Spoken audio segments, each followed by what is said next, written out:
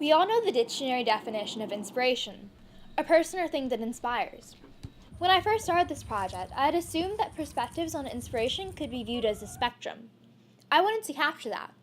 So I talked with some people. I asked who their inspirations were, what made an inspiration, etc. And what I found surprised me.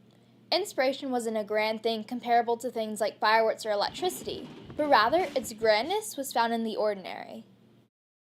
I think inspiration is new ideas, new thoughts, wanting to do something more. Like when you inspire people, it makes you feel good, and it makes them feel good, it makes them want to do it in return. And it's different things about individuals. For example, my dad has inspired me because he has love for anybody. A lot of people say that I'm an inspiration, and most of the time I don't understand it because I'm just simply living life.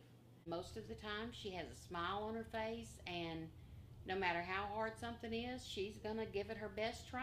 I think it builds relationships to be an inspiration or to be an encouragement to someone else. I think it actually makes me have more responsibility and to be a better example.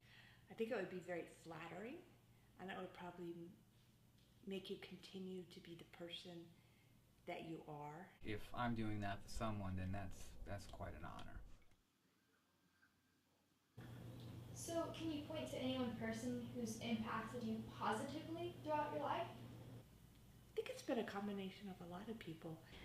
I think my parents would probably be the greatest inspiration. The support system that I have definitely impacted my life because they, when I was about getting on my own and being independent, they supported me even though it was hard for them. You know, first and foremost, like my parents have always backed me on from a young age. When I was, having trouble trying to discover what I was good at and who I was and where I was going to go. Even younger generation inspires you. You just see how they handle a situation and make the best of it, and it makes you realize, wow, that's what life's about, is being good and being happy and taking things that you have, being happy with what you have, not what you think you need. My daddy, he always tried to do what was right. He always tried to think of the other person, of other people.